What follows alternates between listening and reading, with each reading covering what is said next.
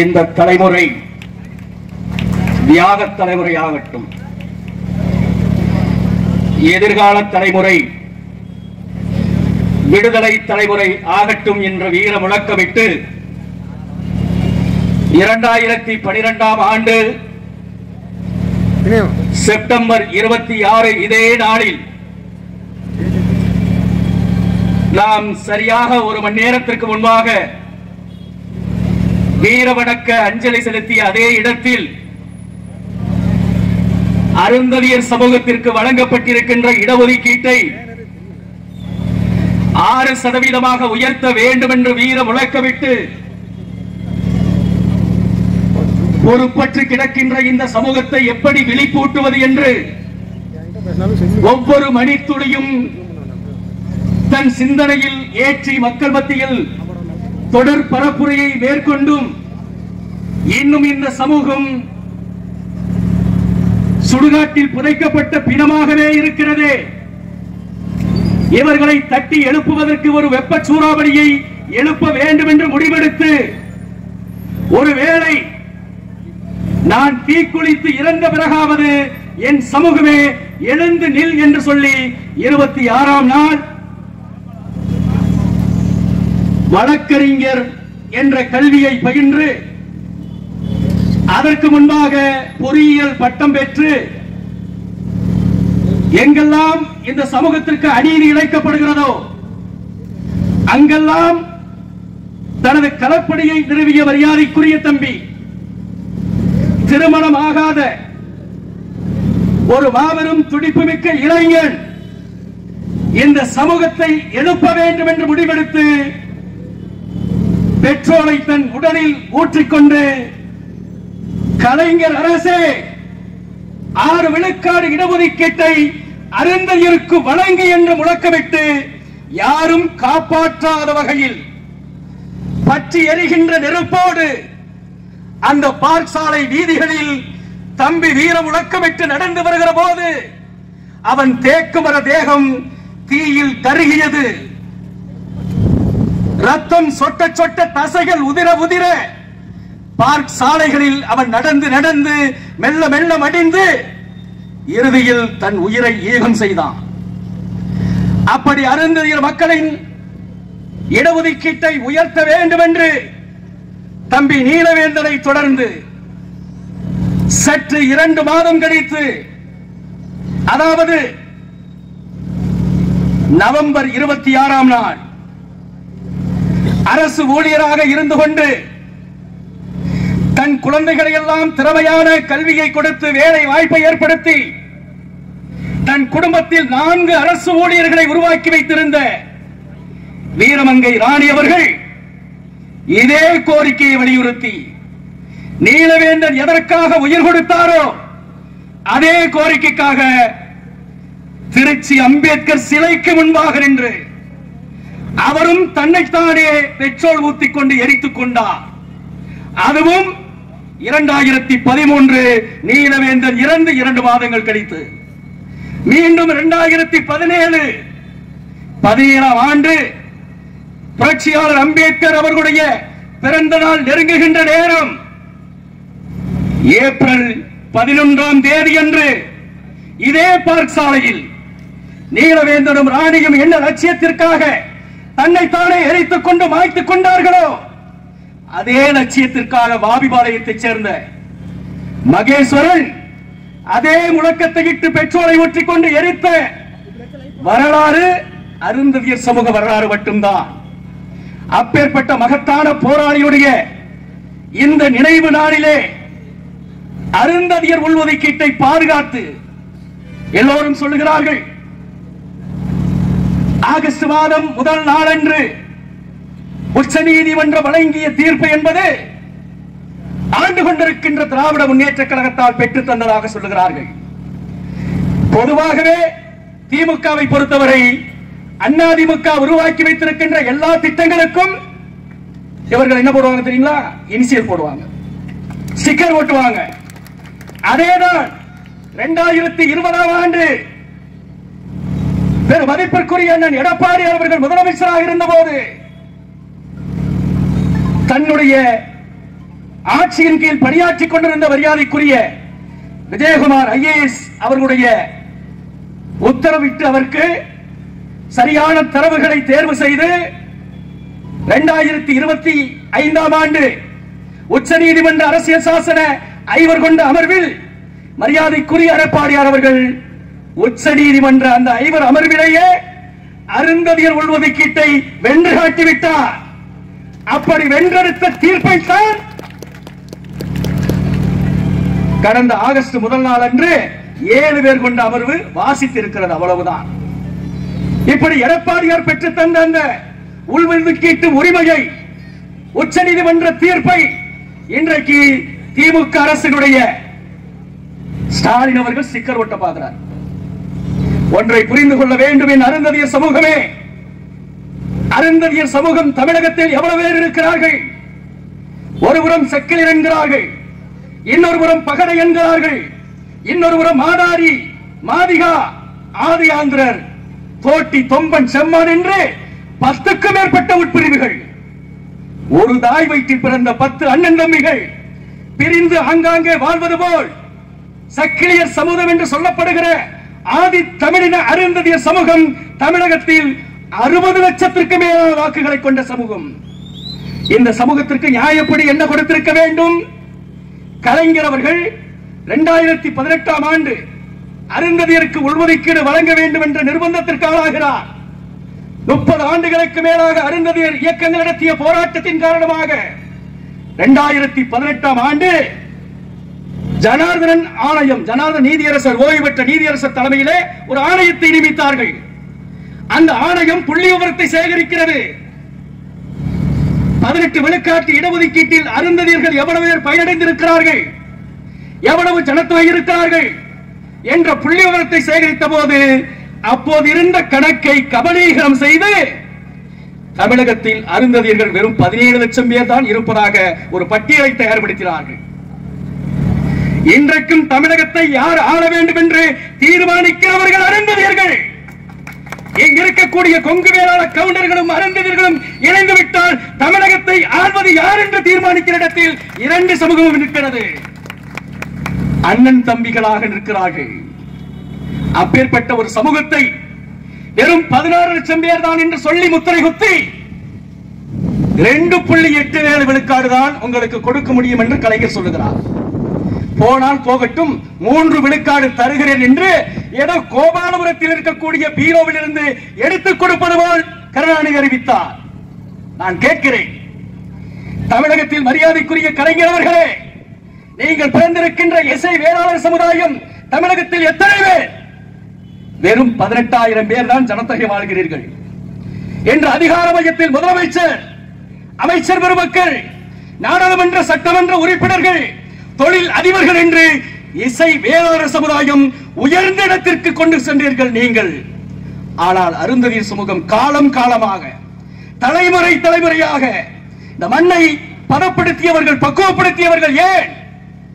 விவசாய குடிகளாக வாழ்ந்து இம்மண்ணில் அனைவருக்கும் உணவை தருகின்ற விவசாய கூலிகளாக வாழ்ந்தவர்கள்.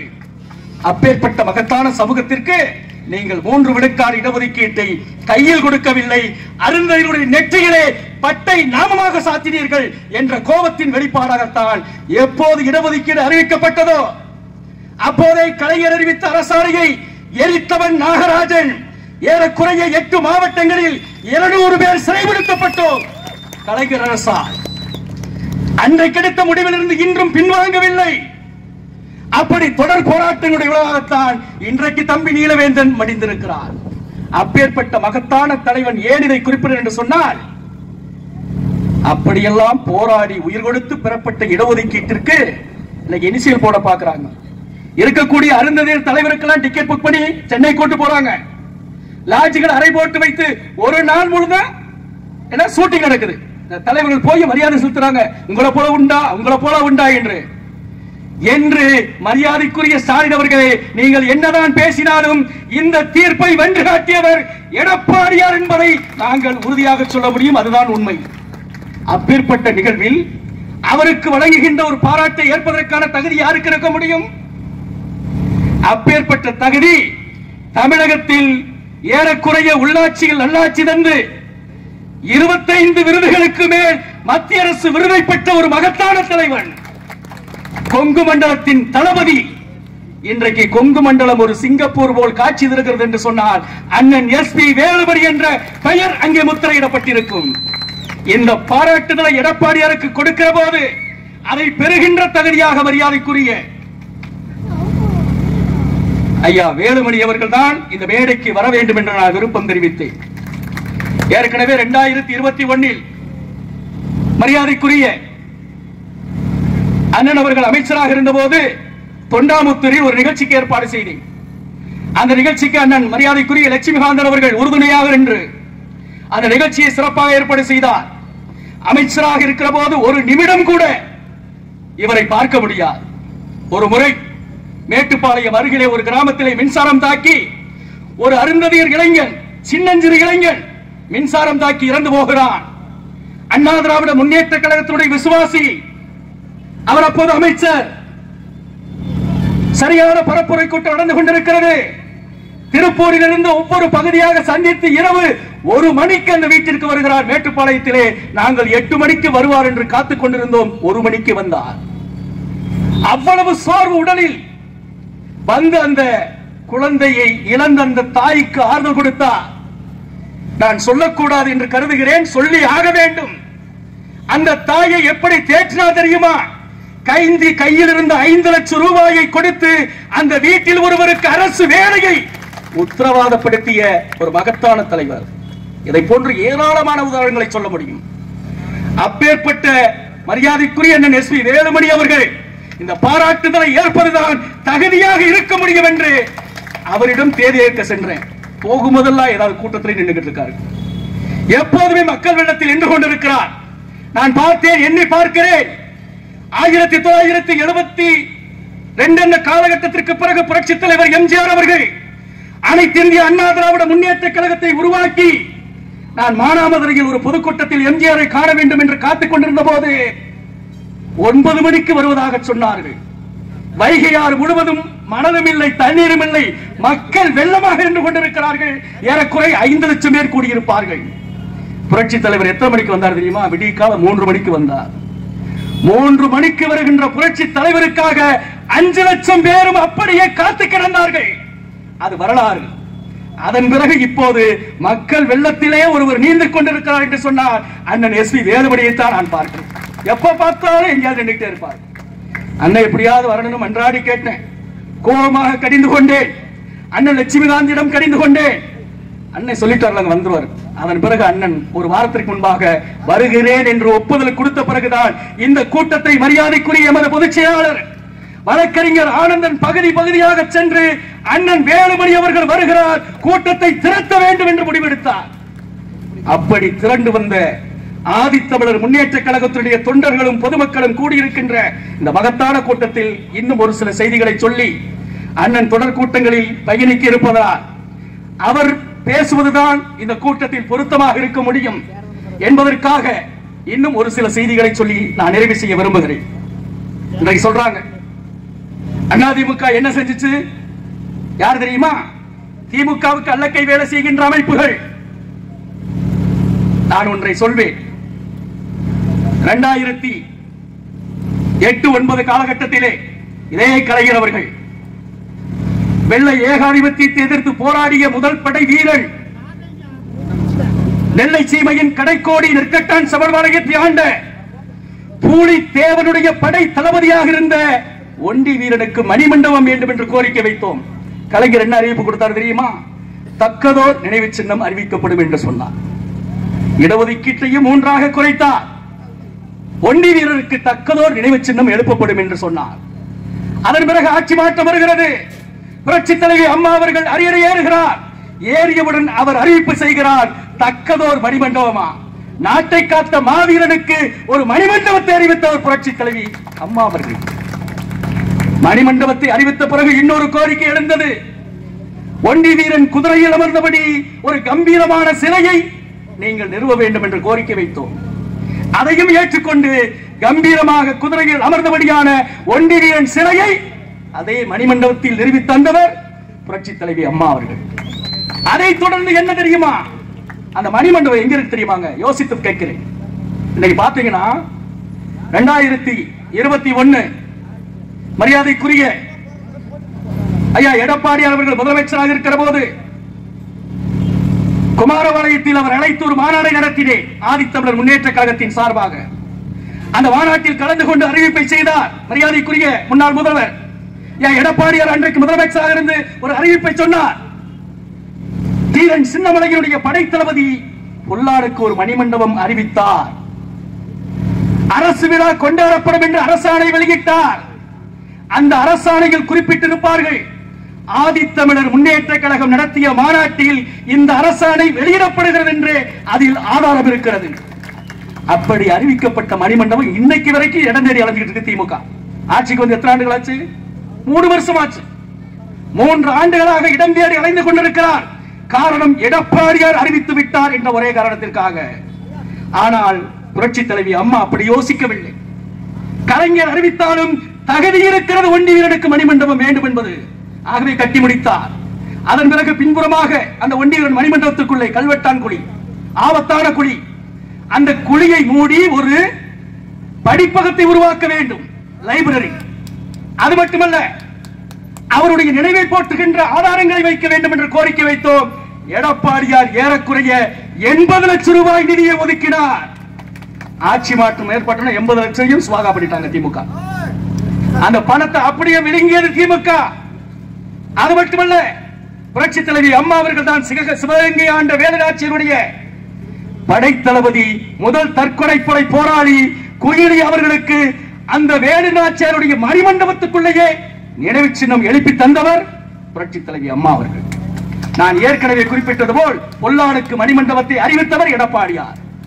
இப்படி அருந்ததியர் மக்கள் சமுதாயத்தில் பிறந்திருக்கின்ற மா வீரர்களை மதித்து, சுதந்திர போராட்ட வீரர்களுக்கு மரியாதை கொடுத்து நினைவு சின்னங்களை எழுப்பியது அண்ணா திராவிட முன்னேற்ற கழகம் மட்டும்தான் என்பதை நீங்கள் புரிஞ்சுக்கணும்.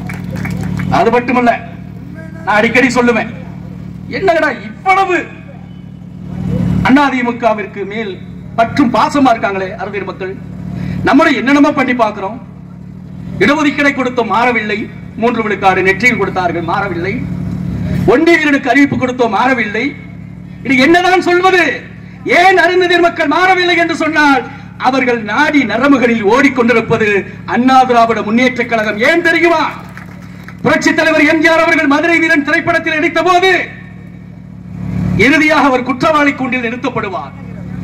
கல்லரோடும் உமக்கும் உறவிருக்கிறது என்று சொல்லி குற்றவாளி கூண்டில் நிறுத்தப்படுகிற போது, எப்போது இருக்கக்கூடிய தலைமுறை பார்த்திருக்க மாட்டீங்க அந்த படத்தை. தயவு செய்து யூடியூப்ல போய் பாருங்க. முன்னாள் தலைமுறை பெரியவர்களுக்கு தெரியும். அப்படி குற்றவாளி கூண்டிலே நிறுத்தப்படுகிற போது இருக்கக்கூடிய அந்த அரசன் சொல்லுவான், உனக்கு நான் மாறுகால் மாறுகை வெட்ட உத்தரவிடுகிறேன் என்று சொல்லுவான். அப்ப என்ன தெரியுமா எம்ஜிஆர் பேசுவார்? என்ன பேசுவார் தெரியுமா? அந்த திரைப்படத்திலே புரட்சி தலைவர் எம்ஜிஆர் அவர்கள் ஒரு அருந்ததியனாக வேடமிட்டிருப்பார். அந்த கதாபாத்திரம் சக்கரையுடைய கதாபாத்திரமாக சொல்லும். திருச்சியில் ஆண்டு கொண்டிருந்த அந்த மன்னனால் பரிந்துரை செய்யப்பட்டு மதுரையில் அவர் தளபதியாக நியமிக்கப்படுவார். கல்லரோடு உறவு இருப்பதாக குற்றம் சுமத்தி நிறுத்தப்படுகிற போது இறுதியில் எம்ஜிஆர் ஒரு வசனம் பேசுவார். யாராக நின்று பேசுவார்? அருந்ததியனாக நின்று பேசுவார். ஒரு சக்கிரியனாக நின்று பேசுவார். என்ன பேசுவார் தெரியுமா? என் வாழ்விலே கள்ளம் இல்லை, கபடம் இல்லை, சூது இல்லை, சூழ்ச்சி இல்லை, அது என் பரம்பரைக்கே இல்லை என்று சொல்லுவார். யாராக சொல்லுவார்? ஒரு அருந்ததியனாக சொல்லுவார். இதுதான் எம்ஜிஆர், இதுதான் புரட்சி தலைவர். அது மட்டுமல்ல, புரட்சி தலைவி அம்மா மட்டும் சாதாரணமானவர்களா? இடையிலே மரியாதைக்குரிய ஐஏஎஸ் அவர்களை ஒருவரை சந்தித்து, யாரு? இதே மாவட்டத்தில் ஆட்சி தலைவராக இருந்தவர் கோவிந்தராஜ் ஐஏஎஸ். அவரை சந்தித்த போது ஒரு செய்தியை சொன்னார். என்ன தெரியுமா? திருப்பூர் கொண்டை கலெக்டரா போட்டிருக்கேன், அங்க நம்ம மக்கள் அதிகமா இருக்காங்க, கவனமா இருக்கணும். நம்ம மக்கள் கோரிக்கை மனு எது கொண்டு வந்தாலும் அதை நிறைவேற்றி கொடுக்க வேண்டும் என்று. நம்ம மக்கள் என்று யாரை சொன்னார்? அருந்ததியர் மக்களை பார்த்து நம்ம மக்கள் என்று சொன்னவர் புரட்சி தலைவி அவர்கள்.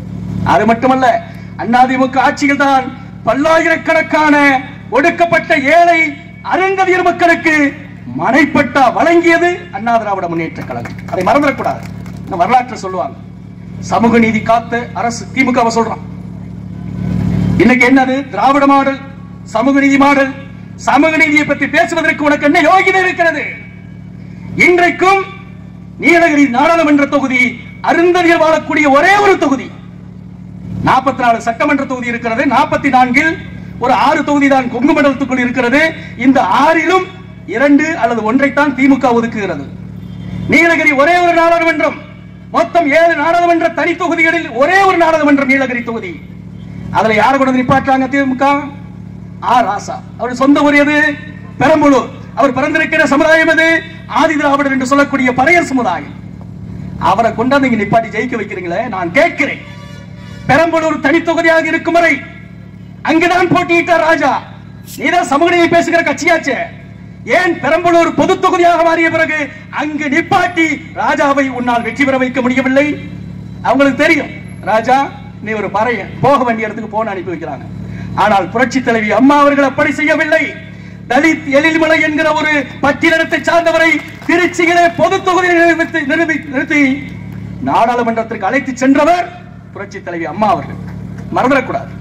அதே போலதான் தென் தமிழகத்தில் பொது தொகுதியில் சட்டமன்ற உறுப்பினர்களை உருவாக்கியவர் புரட்சி தலைவி அம்மா அவர்கள். இதுதான் சமூக நீதி. சமூக நீதி என்று தமிழகத்திலே 30 விழுக்காடு பிற்படுத்தப்பட்டோருக்கு, 20 விழுக்காடு எம்பிஎஸ் என்று சொல்லப்படுகிற மிக பிற்படுத்தப்பட்டோருக்கு, 18 விழுக்காடு தாழ்த்தப்பட்டோருக்கு, 1 விழுக்காடு பழங்குடியினருக்கு, மொத்தம் 69 விழுக்காடு. இந்த 69 விழுக்காடு விபி சிங் ஆட்சியின் போது மண்டல் கமிஷன் பரிந்துரையின் போது இந்த மண்ணில் நடைமுறைக்கு வந்தது. அதை பாதுகாக்கணுமா வேணாமா? அதை பாதுகாக்க வேண்டும் என்று சொன்னால் அரசியல் சட்டத்தில் அதை அங்கீகரிக்கப்பட வேண்டும். அதை 9வது அட்டவணையில் இணைக்க வேண்டும். கலைஞரால் செய்ய முடியவில்லை. அதை செய்து காட்டியவர், 9வது அட்டவணையில் இணைத்து காட்டியவர் புரட்சி தலைவி அம்மா அவர்கள் என்பதை இங்கு இருக்கக்கூடிய பொதுமக்கள் புரிந்து கொள்ள வேண்டும். 69 விழுக்காட்டில் சட்ட பாதுகாப்பை உருவாக்கினார். ஆனா அவங்க என்ன சொல்றாங்க? மத்திய அரசுக்கு அதிகாரம் கிடையாது என்று, மாநில அரசுக்கு அதிகாரம் கிடையாது என்று புரட்சி தலைவி அம்மா அவர்கள் அன்று சொன்னதாக ஒரு துண்டு சீட்ல வந்த பத்திரிகை செய்தி வைத்துக் கொண்டு என்னெல்லாம் ஓட்டுறீங்க? எதுக்கு அந்த அம்மா அப்படி ரயில வச்சுட்டு ஜெபம் பண்ணிட்டு இருக்காரு? எங்க போய்? உச்ச நீதிமன்றத்தில். திருமாவளவனை தான் சொல்லுகிறேன். அந்த திருமாவளவன் இன்றைக்கு உச்ச நீதிமன்றத்தில் காத்து கிடக்கிறார். எதற்காக? அருந்ததியர் மக்களுக்கு கிடைத்திருக்கின்ற இந்த குறைந்தபட்ச இடஒதுக்கீட்டையும் தகர்க்க வேண்டும் என்ற தீய எண்ணத்தோடு. அந்த சூழலில் உண்மையாகவே தமிழக அரசுக்கு அதிகாரம் கிடையாது. ஏன் அதிகாரம் கிடையாது என்று சொன்னால், அதே காலகட்டத்தில் வழங்கப்பட்ட, ஆந்திராவில் வழங்கப்பட்ட உள்ஒதுக்கீடு, பஞ்சாபில் வழங்கப்பட்ட உள்ஒதுக்கீடு, ஹரியானாவில் வழங்கப்பட்ட உள்ஒதுக்கீடு, இதையெல்லாம் அந்தந்த மாநில உயர் நீதிமன்றத்தின் மூலமாக ரத்து செய்யப்பட்டு அந்த வழக்கெல்லாம் உச்ச நீதிமன்றத்தில் நிலுவையில் நின்று கொண்டிருந்தது. இதை பார்த்துதான் அம்மா சொல்றாங்க, கலைஞர் அவர்களே, நீங்க அருந்ததியர் மக்களுக்கு கொடுப்பது நியாயம்தான். நீங்க எதையாவது கொடுக்க முன்வந்தீங்களே, மதிக்கிறேன். ஆனால் ஏற்கனவே ஆந்திரா, ஹரியானா, பஞ்சாப் போன்ற மாநிலங்களில் வழங்கப்பட்ட உள்ஒதுக்கீடு ரத்து செய்யப்பட்டிருக்கிறது. உச்ச நீதிமன்றத்தில் வழக்கு நடந்து கொண்டிருக்கிறது. இதை புரிந்து கொண்டு அருந்ததியர் மக்களை ஏமாற்றாமல் நீங்கள் உள்ஒதுக்கீடு கொடுங்க அப்படின்னு கேட்டாங்க. அப்பதான் கலைஞர் தூசி தட்டி சட்ட வல்லுநர்களை கேட்டு ஆலோசனை பண்ணி என்ன செஞ்சார் தெரியுமா? அருந்ததியருக்கு உள்ஒதுக்கீடாகவும் கொடுக்காமல், தனி இடஒதுக்கீடாகவும் கொடுக்காமல் என்ன செஞ்சார் தெரியுமா? கலைஞர் முன்னுரிமையிலான ஒதுக்கீடு கொடுத்தார். முன்னுரிமை என்ன? பிரிபரன்சியல் பேஸ்டு. 18 பேர் வரிசையில் இருக்கிறார்கள் என்று சொன்னால் 3 பேரை முன் வரிசையில் நிறுத்துவது, அதுதான் முன்னுரிமை.